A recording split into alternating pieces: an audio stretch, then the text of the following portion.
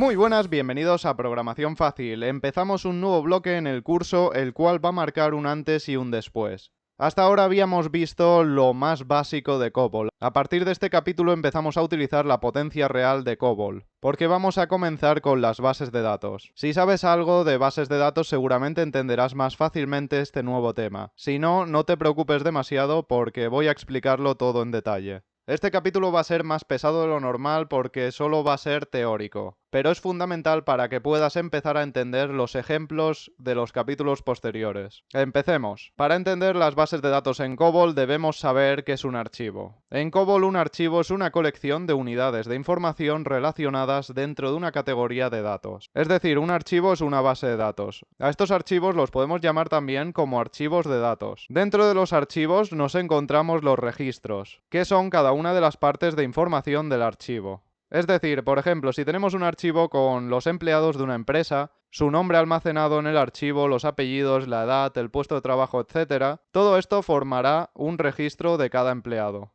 Por lo que podemos decir que un archivo está formado por registros que forman una colección. Un campo es una parte de información de los registros. Cada registro puede tener varios campos, tales como el nombre, la edad, los apellidos, la dirección, etc. En un programa COBOL, la descripción de un registro de datos se ingresa como una variable de estructura. Veamos un ejemplo. He creado un programa que va a crear nuestra base de datos. No le hagas mucho caso a todo lo que hay aquí, solo fíjate de momento en esto de aquí. En un programa COBOL, la descripción de un registro de datos se ingresa como una variable de estructura, como una variable compuesta, como esto de aquí. Este es nuestro archivo lógico de la base de datos. En él tenemos diferentes campos que son el ID, nombre, apellidos, edad, teléfono, dirección. Estos campos son los que van a almacenar los registros de los usuarios, con todos estos datos completos. Una buena práctica para identificar fácilmente los distintos campos que pertenecen a un archivo es utilizar un prefijo. Aquí tenemos el archivo lógico empleados archivo, que tiene estos campos de aquí. Yo he añadido el prefijo empleados a todos ellos. De esta forma, cuando veo estos campos de aquí, sé directamente viendo esto que pertenecen al archivo empleados. En programas sencillos se ve a simple vista, pero en programas complejos puede ser que no lo veas tan fácil. Pese a que esto es una buena práctica del lenguaje COBOL, no es un requerimiento. En COBOL un archivo se define en dos partes. El archivo lógico, que es el que vemos aquí, que incluye el diseño del registro, y el archivo físico, que es este de aquí, que incluye el nombre del archivo en el disco y cómo se organizará el archivo. Por lo que los datos que vayamos introduciendo en el programa se van a guardar en nuestra base de datos empleados.dat. Empecemos con el archivo lógico. Los archivos lógicos se definen en la Data Division, dentro de la sección de archivo, File Section. La palabra reservada fd es la que utilizamos para especificar la definición del archivo lógico, f de file y d de descriptor. Descriptor de archivo en español.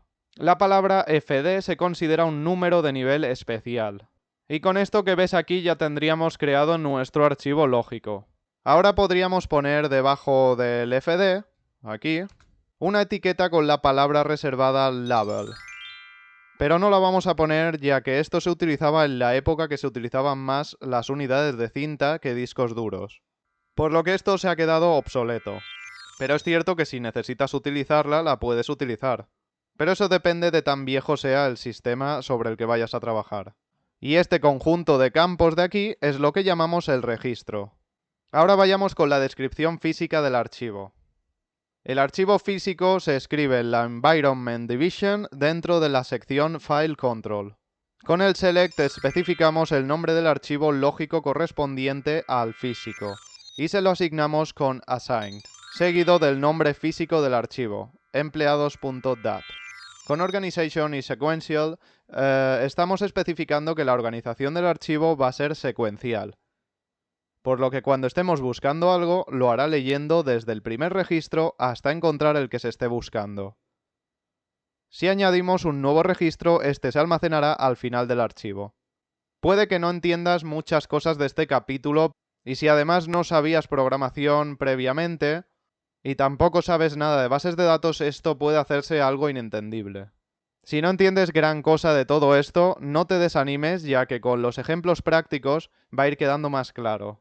En los siguientes capítulos iré explicando el funcionamiento de todo este programa, paso por paso, e iremos haciendo pruebas para que entiendas todo cómo funciona.